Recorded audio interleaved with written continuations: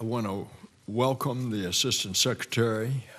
The oversight of the entities within the jurisdiction of this committee, such as NTIA, it's a very important responsibility. And Mr. Chairman, I appreciate your commitment that we would have regular oversight hearings.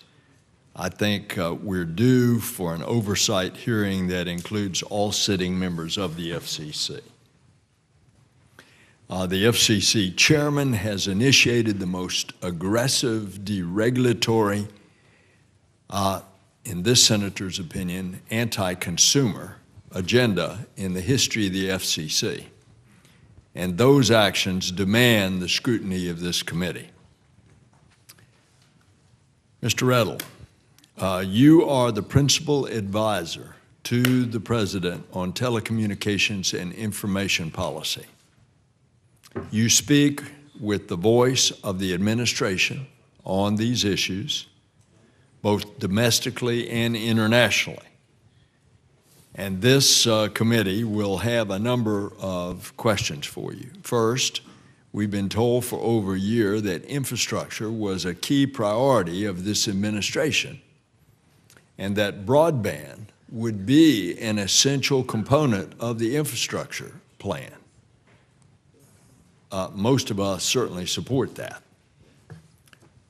While my state of Florida has been blessed with some of the nation's most advanced internet networks, the reality is that in places that are rural counties like Dixie, Levy, Gilchrist counties, all across that northern central part of Florida, all the way to Jacksonville, and then in the heart of Jacksonville, constituents and businesses still lack access to quality, affordable, high-speed internet. So those underserved areas are being left behind. We need to hear from you as to why this administration has no plan to provide real, tangible support for the internet construction in these areas. Second, the administration seems to have dismissed the concerns of many in the Senate, the intelligence community, and a lot of folks in this country that we all have about the potential threat posed to our national security by Huawei and ZTE.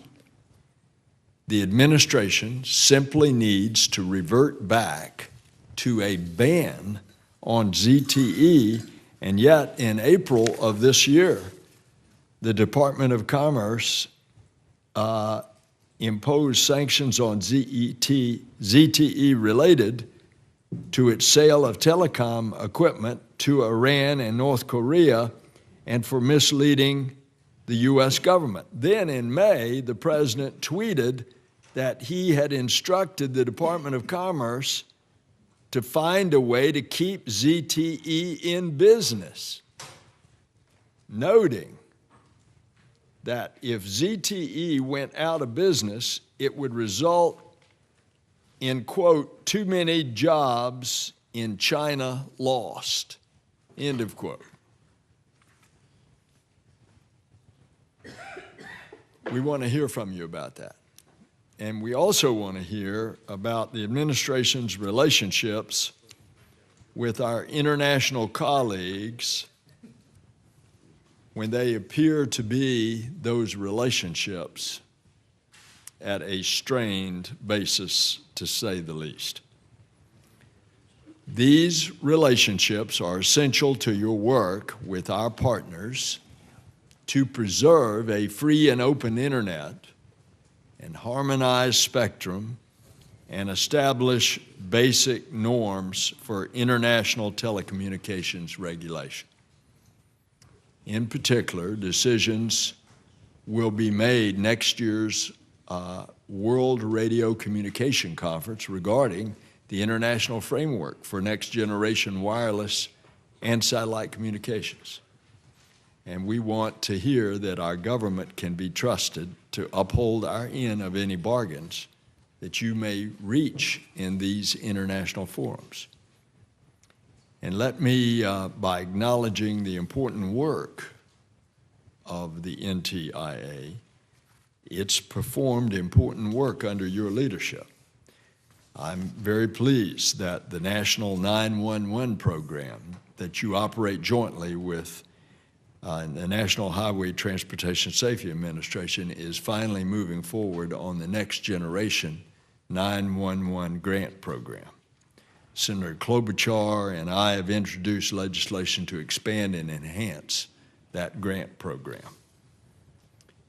Yesterday marks the second year since the horrific Pulse nightclub attack.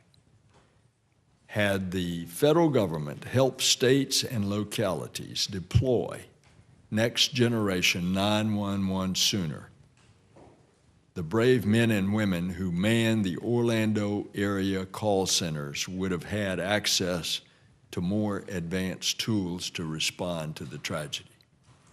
We know from reports that some of the victims in the club who were afraid to make a voice call tried to text 911, but they could not.